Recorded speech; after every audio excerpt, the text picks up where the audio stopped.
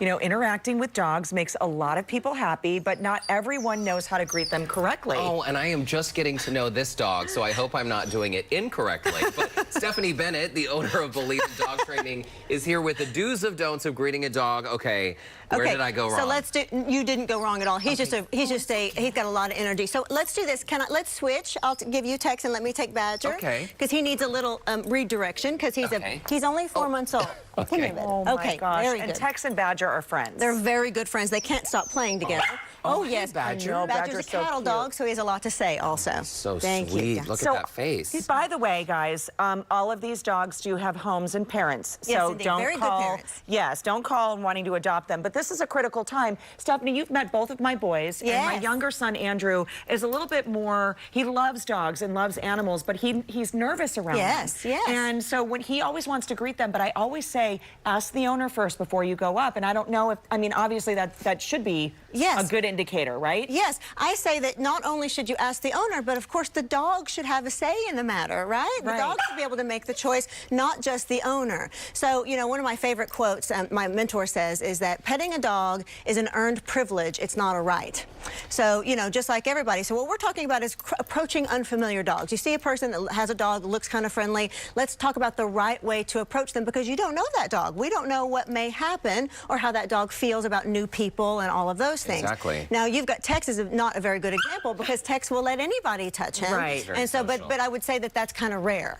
Now, one of the things that people do very commonly, I don't know where we learned this behavior, but people reach down just in a dog's face or to pat a dog's head constantly. Yes, it's a big one. I don't know where we all learned it either, but it is a big thing. First of all, reaching out just to say, hey, smell me, right? Just smell me. We think that they want to smell us. Sit. Thank you. Good boy. But the thing is that if I'm a dog, if I don't know you, that could be very threatening. You know, I'm sticking my hand right in your face. It's like, whoa, what's that? You know? And then also, the people want to bend over like this and do that, and that's also like, oh my gosh, what's happening? Can be very threatening. Space. Yeah. Yes, in my invasion of space. And then also, like you said, patting on the head. So patting on, watch this. If I pat, see him? He wants to put his nose He's back. like, what? He's like, why? Yeah. What are you doing? What are you doing? And so they inherently don't like being pat on the head, even though we think that they do. So preferably, they prefer to be scratched under. So I don't know why we all want to go over, but they don't like it over. We go under. Okay. Like this. If they say that they want to be touched, we go under. And you also say stay out of sort of the dog's bubble, right? Yes. So I want the dog to make the choice to come to me. So if I see a dog that I think looks like may want to interact with me, of course I'm going to give him the choice. I will stay out of their kind of bubble and then get low. Give them my side, so I'm not looking at them head on.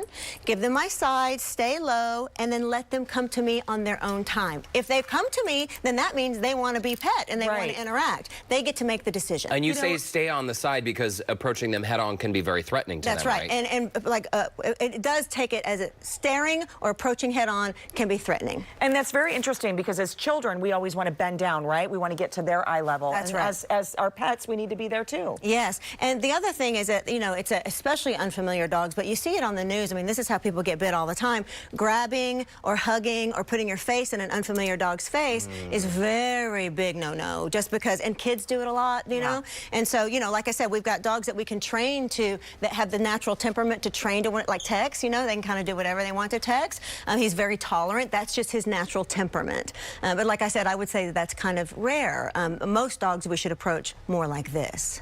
And you also say be mindful of the dog's feelings. So in an environment where there's maybe several dogs or at a dog park when there's lots of sort of activity, be mindful that you coming up to them could be disruptive. Right, and I don't know you, you're stranger danger, right? There's stranger danger, just like us. They have stranger danger, and you know, not all, I mean, if I don't know you, if I'm a little dog too, you could be like Jolly Green Giant. It's really scary. You know, I have to get to know you a little bit. What's wrong with that, right? Let me get to know you a little bit. And Stephanie, what about advice for pet owners who may be out in the neighborhood walking a pet that they've just adopted, and that pet is really skittish around other people? I mean, how do you proceed out into the world when you have to walk your dog, right? Yes. How do you approach strangers as a human with a dog? Do you warn them like, hey, don't get close to my dog? Yeah, so what I'd say to people is just say, we're in training.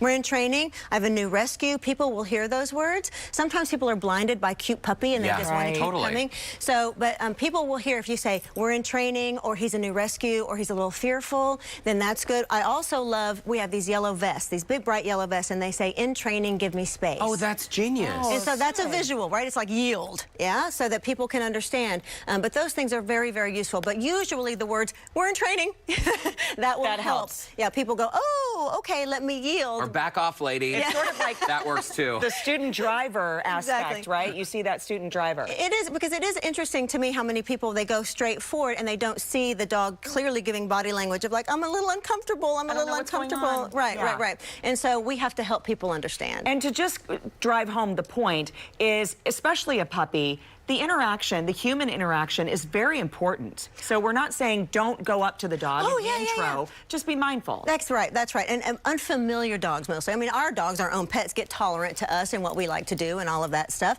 But even Badger, I mean, he's not showing this at all today, but he can be a little wary of new men when they're meeting him. And that's just his nature. And so we're not saying don't come. We're just going to teach you how to do it in a so it ends up being a very positive experience for Badger. Stephanie Bennett, we always love your tips, and we always love the little pups that you bring. Thank you so much for coming by. The dog whisperer. Thank you so much. In case you hadn't heard, Stephanie is Tex's trainer. She has done such a good job with our little man. If you would like to contact Stephanie, you can visit the Scene on Houston Life section of our website. She can work miracles, for sure. And we'll be right back with a look at what's happening on tomorrow's show.